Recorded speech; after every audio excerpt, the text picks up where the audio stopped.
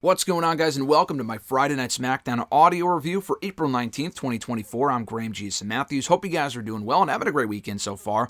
Another quality edition of SmackDown, I thought, on Friday night following the post-WrestleMania edition last week. This was equally enjoyable. Typically, they tend to produce kind of filler shows right before the WWE draft where nothing really matters and they're just killing time until the draft.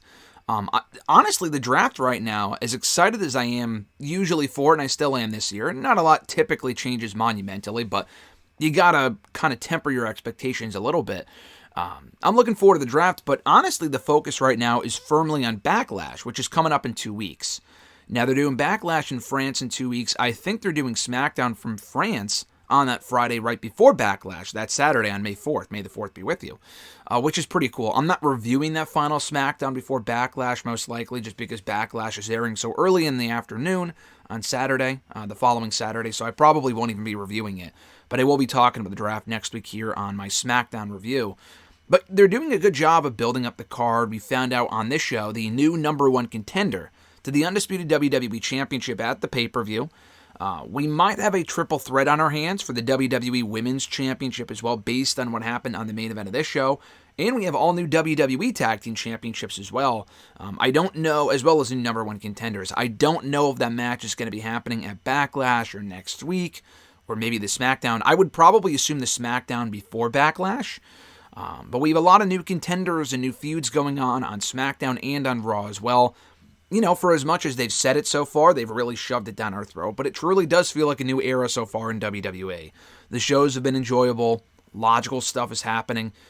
I would say the champions are around, and they have been. The only exception is Logan Paul. Logan Paul kind of filmed, and I don't think I talked about it in the review last week, but he filmed a promo, sent it into SmackDown last week. I don't know, they didn't advertise him for the show, but I'm thinking, oh, okay, he'll pop up again next week or whatever. He didn't. He was not on this show. No mention of Logan Paul. He might be at the draft next week. I'm not sure. They might just be holding off on him coming back until after the draft to kind of settle on his new number one contender. Probably for the Saudi Arabia show. I would imagine he'd be a part of that. That was where he won the Undisputed Championship, or not the Undisputed Championship, God forbid, the United States Championship back at Crown Jewel. So I would imagine he'll probably be a part of that pay-per-view next month. So we might not see him until after Backlash. But as far as this show goes, let's get into it here. AJ Styles knocking off LA Knight as we expected in the Undisputed WWE Championship number one contenders match to kick off the show. Another very good match from these two. I think the WrestleMania match was a bit better. That match may have gotten a little bit more time as well. This felt like it was shortchanged a little bit. They could have gone a little bit longer, and it was also, there was a commercial break thrown in there as well. This was still very good stuff. They have great chemistry. You wouldn't think so either. You would think they would go in there, and you know, LA Knight's very good, and AJ Styles is obviously great. For whatever reason, going into Mania, I thought the match might be just mid. It would be a decent match, but nothing really out of the ordinary. But so far, of the two matches we've seen from them since WrestleMania, they've had really good chemistry, and this was another enjoyable encounter from them.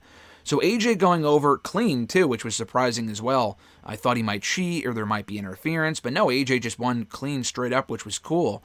And AJ Styles punching his ticket to Backlash to face Cody Rhodes for the Undisputed WWE Championship. Now, we heard from Cody later on in the show, the Raw crew, and probably some superstars from the SmackDown crew, but primarily the Raw people, are in the UK right now. I think they were doing a show in Germany, or I don't think it was Germany. It was one of those countries, obviously in Europe, no shit. It was a country over in Europe, and he filmed a promo, sent it into SmackDown, obviously pre-recorded, talking about AJ Styles as his challenger. I'm looking forward to that contract signing next week. I don't know how much time it's going to get, because again, they juggled the Backlash build with the draft stuff. So a lot of the stuff that we see on SmackDown typically doesn't get a lot of focus, and the draft stuff is ordinarily rushed as well. So I'm curious to see how much time they actually get for that contract signing next week on the show. But I'm looking forward to it, and I'm kind of curious as to whether they might mention like the Bullet Club stuff, and that both guys even, they've never really crossed paths in WWE or elsewhere, but they've all been to the same companies. Cody Rhodes spending time in Ring of Honor, as did AJ Styles. TNA, but very briefly. AJ obviously made a name for himself in TNA. Cody Rhodes was there for a cup of coffee in late 2016. But primarily New Japan. Cody Rhodes went to New Japan, became a big star over there, won the United States Championship. AJ Styles going over there post TNA. I mean, Cody Rhodes left WWE, but AJ left TNA, and he went to New Japan and became the world champion. And they just missed each other, too, because they were in WWE for the same period of time, very briefly in 2016. AJ came in January. Cody Rhodes was there at that point, left. I mean, they might have even mixed it up in the Rumble. I don't remember. He was there as Stardust, and he quit in May. So they were there for a few months, but beyond that, they really haven't spent any considerable amount of time on the same show.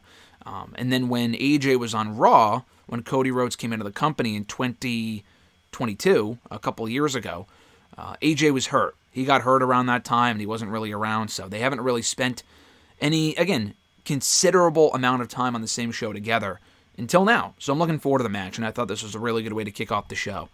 From there, they kind of kept the momentum rolling with Paul Triple H Levesque, and that's what they're calling him now on WWE TV, presenting Austin Theory and Grayson Waller with new WWE Tag Team Championship belts. Now, this follows from what we saw on Raw, and we talked about this on WrestleRant Radio yesterday, or on Thursday, rather, that we have new World Tag Team Championships belts presented to Awesome Truth this past Monday. And I love those belts. I thought those belts were a nice upgrade, a big upgrade, rather, over the previous Raw Tag Team titles that were just ugly as fuck. I hate the red strap. They look terrible. The fucking nickel and dime shit. The new belts are also circular. I'm not a big fan of the circular design, but still a massive upgrade nonetheless. These were even better. These might be or one of, maybe even the best belts in the entire WWE. I mean, these are fucking gorgeous looking belts. And obviously they're a nod to the original World Tag Team Championships from 20, 30 years ago. And then also the WWE Tag Team titles they instituted for SmackDown 20 years ago in 2002. So I think the belts look great. I love the fact that they're going back to World Tag Team and WWE Tag Team. Between that and the GMs and all this other sort of stuff, it feels like we're back in the mid-2000s. Triple H obviously didn't come up in that era because he obviously debuted in the 90s. But that was when he was on top, was in 02, 03, 04, 05 as the World Heavyweight Champion on Raw. Now we have the World Heavyweight Championship back, albeit under a different lineage, but we have the World Heavyweight Championship back. We have the World Tag Team titles back, WWE Tag Team titles, similar designs. I like that a lot. Now people have said maybe the belts could have used a little bit of color. I do agree with that. A little bit of blue would have been nice, although unless they intend to change the championships to a separate show either next week or in a future year. But I typically wouldn't change the tag titles. The World Tag Team titles never went to SmackDown. For the 6 or 7 years they had the tag titles on Raw and on SmackDown separately as those different designs that I'm talking about, they never put the World Tag Team Championships on SmackDown. There was a period where they were on ECW briefly, but also defended on Raw. And then the same thing with the WWE Tag Team Championship. They were briefly on ECW when Miz and Morrison held them. But they were always typically defended on SmackDown, and the World Tag Team Championships were always typically on Raw. So, because the World Tag Team Championships we have now, a lot like the original ones from 20 whatever years ago, they have some red in them. So it makes sense for those to remain on Raw, and those to be the Raw Tag Team titles. This one they could have afforded to put a little bit of blue in there, unless they intend to, again, put them on Raw, I'm not sure. It would be weird if they debut these new belts and then just automatically put them on the other show. That would be a little strange. But I do like the new belts. These look great. Right after that, we had a fatal four-way match to determine the new number one contenders to the tag team titles. We had the Street Profits, Legado del Fantasma, represented by Angel and Berto. New Catch Republic and Authors of Pain duking it out. Fun match, complete chaos, action all over the place. I've seen people say it could have been and probably should have been tornado tag rules. I mean, it basically was. The referee didn't give a shit about enforcing the rules, so why not? But it was a very fun match. The Profits going over, pinning Angel and Berto, specifically Angel, I think specifically, to become the new number one contenders to the tag team titles. Now, they did not announce when that match would take place. I would imagine it would not be a Backlash. It would be nice if it was, to have at least one tag title match on that show, because we are getting Awesome Truth and DIY this Monday on Raw. They're not waiting any time for that, which is cool. They're doing that right before the draft, which tells me they might be switching the belts. They're in Ohio. We'll see. I would have no complaints over that, by the way. I like Awesome Truth a lot. They got their moment of Mania, and that's really all that matters. They do not need to be long-term tag team champions. It would be very nice to see DIY pick up the win and become tag team champions next week on Raw. That being said, I don't know if they're going to like run that back at Backlash. I wouldn't think so. So I would save this for Backlash. They'll probably end up doing it on the SmackDown before Backlash unless they announce this for next week's SmackDown in a few days. They didn't on SmackDown last night. But it would be nice that they saved it for Backlash. Now, the top takeaway from the show, the best part of the show, and the entire show I thought was enjoyable, but we had more bloodline development. Solo Sikoa actually wearing a suit now. Roman Reigns also wearing a suit, and he, comes out looking great regardless when he would come out as the tribal chief and whatever. Looking cool as fuck with his sweatpants shit, the bloodline stuff. That might be a thing of the past, though. When he comes back, he might be sporting the suit as well, like we saw in that movie set that he was apparently on. The picture that Kiki Palmer put up on her Instagram the other day indicated he might be coming back looking a lot flyer than he was before he left. But Solo taking a page out of Roman's book from the movie set that he's on, coming out with a suit on. Now, if you're going to call yourself the tribal chief, now granted, Roman Reigns wasn't dressing like this before he left, but if you want to call yourself the tribal chief or report to the tribal chief, that being The Rock or whatever, you got to dress the part. And Solo Sikoa certainly is. He came out there looking like $1 million. So I think the best part of what we got on SmackDown, before I even get into the specifics here, is the fact that we're getting progression, not only with the bloodline, which is so fucking long overdue, but we're getting actual character development for Solo. And I like Solo. I really enjoyed his NXT run. I've enjoyed his main roster run, albeit hasn't been the best booked guy in the show for the past 6 months. But still, I've enjoyed Solo. I think he's very good. But he's been the one-dimensional bodyguard for the bloodline for the past year and a half. He desperately needed something new, and we're getting that now in this new role that he finds himself in. And I think he's doing a really good job. I just answered a question about this on hashtag the other day here in the channel as far as, do I think it's not good that he's going to be talking more? He sucks. No, I completely disagree. We heard more from him this week than we did last week, and I thought he knocked it out of the park. What he's being given to do, I think he's doing a really good job with. And he also got great heat for it, too, unless they just piped it in, but I wouldn't think so. It was pretty, it was pretty obvious to me this was actual heat that he was getting, in my opinion, anyway. So they do that whole thing. He's in the ring waiting for Kevin Owens. That was his whole thing throughout the episode. Calling Tama Tonga his MFT. What that means, I have no idea. People have been speculating for the last 12, 24 hours. What does that mean? Who is he talking? I mean, he's obviously talking about Tama Tonga, but what does that stand for? I have no idea. It probably is a motherfucking Tongan, because he said my MFT. Not NFT. That's a difference. NFTs suck. He said my MFT. Probably my motherfucking Tongan. Otherwise, why wouldn't you just say it out loud? Because they can't say motherfucking, obviously. That's probably what it stands for, I would have to imagine. But he was demanding Kevin Owens come out.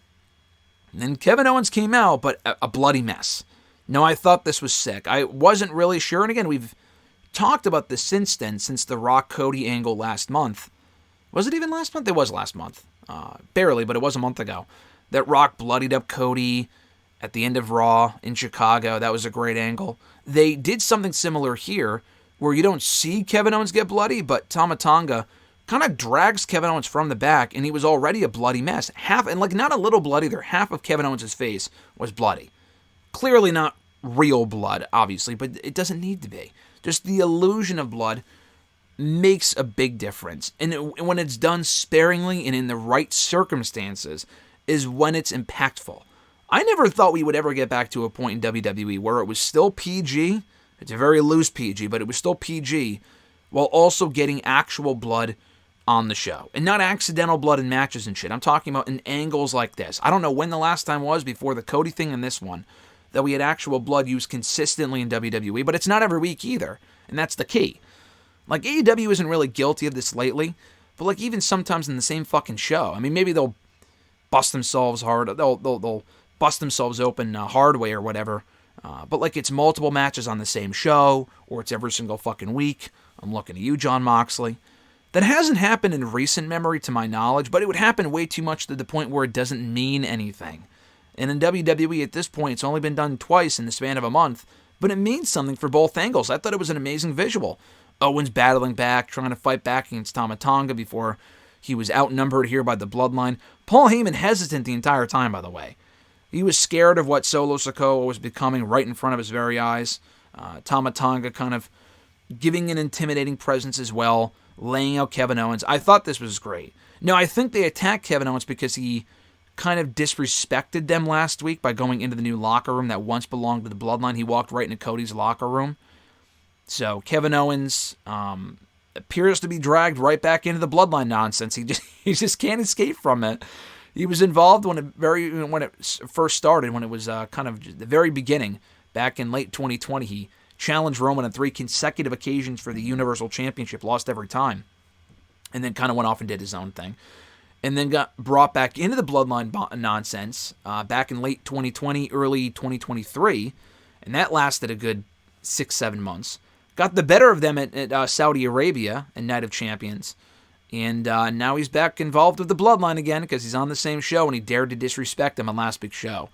Don't mess with Tama Tonga and Solo Sikoa. So, good use of Tama Tonga so far. Solo Sikoa doing really well in this role. I would have to imagine this might be leading to a tag team match with Owens recruiting the help of Randy Orton, who we have not seen since WrestleMania. And it might be Orton and Owens versus the bloodline, Tama Tonga and Solo Sikoa. Probably a Backlash would be my guess. I feel like that'd be the perfect match for that show. Maybe that's where Jacob Fatu debuts and aids Solo and Tama Tonga to victory. That would be pretty fucking cool. But, I really thought the angle was great. I'm liking, Owens being in this role. It's a familiar spot for him, but he's obviously has history with the group, and it gives him direction, too, because I'm not really sure if he wasn't going to challenge Cody, which I expected him to. If he's not going to challenge Cody, then where does that put Kevin Owens? I don't know what happens to LA Knight after losing in the opener. Hopefully he goes to Raw and finds some new direction over there. As long as he goes after Logan Paul at some point for that United States Championship, to me that's all that matters. But anyway, it would be cool to see, Owens and Orton join forces because we know they're still a unit. They never really teased tension going into WrestleMania, so they're still cool with each other. And they can face the bloodline at Backlash. That's what I would do. So I thought this was a great angle. And they also showed coming out of the commercial break, Paul Heyman being dragged outside by Nick Aldis. Nick Aldis showing Paul Heyman the destruction that Tama Tonga caused the second week on SmackDown by smashing his rental car. Immediately thought of CM Punk when I saw that after what he said on the Ariel Helwani show a couple of weeks ago before WrestleMania, where you can't rent out rental car. He wasn't entirely wrong either, where he was like, you don't do angles with rental cars because they might be hesitant to rent out rental cars to wrestlers in the future. So maybe this was staged. I don't know. Jack Perry was trying to go into business for himself. This was obviously an orchestrated angle that I'm not exactly sure conflicts with what CM Punk was talking about on that podcast a few weeks ago.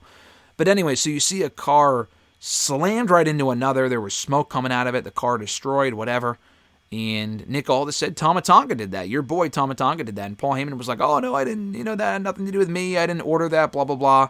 And Nick Aldis basically told him to get it under control because losing is not the only thing that has consequences. So we'll see what the fallout is from that next week on SmackDown. So really good angle. We had Santos Escobar versus Carlito on the show, which I thought was a weird match to do because they had that fun street fight about a month ago. Carlito won. That was where Rey Mysterio came back looking for revenge on Santos and whatnot. And they just ran it back here like that never happened. Santos getting his win back, but it's pretty obvious that Carlito was the one who attacked Dragon Lee. So if he knows that, then why would he? I mean, I know he doesn't want to immediately turn on him, but to fight battles in their honor, it would probably have made more sense. Because Dragon Lee was back. Dragon Lee was shown on this show. He was there for the entrance of Carlito and then went to the back. Only Zelina Vega accompanied Carlito because Elektra Lopez was in the corner of Santos Escobar. I don't know why Dragon Lee wouldn't have been out there fighting Santos instead. Maybe because we've seen the match 3 or 4 times already. I don't know. But I thought that was weird. Santos winning clean. Decent match. Nothing really out of the ordinary about it. We're just waiting for the big reveal that it was Carlito who attacked Dragon Lee right before WrestleMania. So we'll see. I don't know if they intend to split up the group in the draft. Typically, groups are drafted collectively. So I think wherever Carlito goes, the rest of the group will follow as well. LWO has a lot of fucking people, so I don't know why they wouldn't be one of the top picks, especially if they include Rey Mysterio. But I guess we'll find out where they end up in the draft. And just like that, we were at the main event for the WWE Women's Championship, Bayley battling Naomi for the belt.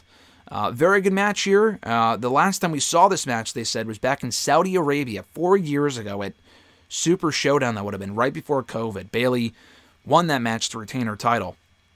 This was a quality contest. They got about 10 minutes, not a ton of time, but it was a very good match, I thought, in the time that they were given. Tiffany Stratton getting involved, attacking both women, causing it to go to probably a no contest. They never made the official distinction of what the finish was, but she got involved, attacked both women, and hit a beautiful, prettiest moonsault ever is what she calls it, on Bayley and Naomi at the same time, connecting with both of them, just fucking flush. It was perfect.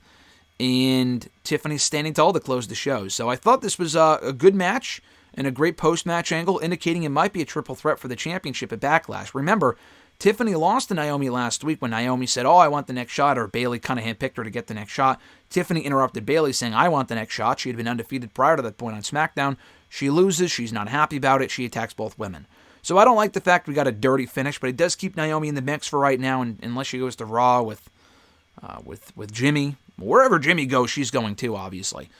So Jimmy might end up getting drafted to Raw, while the rest of the Bloodline stays on SmackDown, and Naomi might join him on Raw, so we'll see. But I thought this was a good match, and I like the fact that Tiffany is remaining in the title picture. I don't know if she wins it this soon. I don't know if I would put the belt on her this soon. I would like to see Bayley get a little bit of a run. She's been champion before. I don't want to be hypocritical and say, because Sami Zayn, I said, he can get a short run, and it wouldn't really matter. But, Sami Zayn's a different, and Bayley's also an underdog, but Sami Zayn can have a short run. Bayley, she's just now getting the spotlight on her own as a babyface for the first time in years. Run with it for a little bit. I don't want to see her just beat Tiffany and move on.